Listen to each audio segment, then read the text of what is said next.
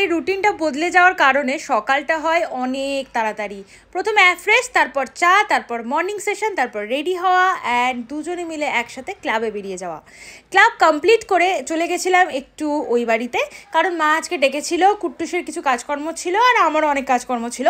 তো সেই হিসেব মতো মা কিছু রান্না করে গেছিলো, ঠাকুমা কিছু করিয়ে রেখেছিল, তো আমরা খেতে বসে পড়েছিলাম। তারপর সন্ধ্যাবেলায় আবার ক্লাব।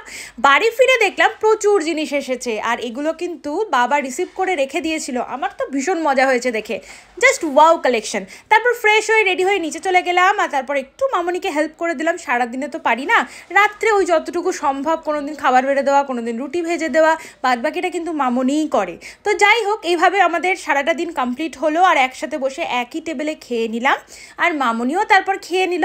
আর তারপরে আমরা দুজনে মিলে চলে গেলাম আমাদের সারাদিনের প্রিয় কাজ করতে। সেই আমাদের পুরনো মনে আছে তো, রিক্রিয়েশন। হ্যাঁ হ্যাঁ হ্যাঁ, ভুট্টুদের খেতে দেওয়া।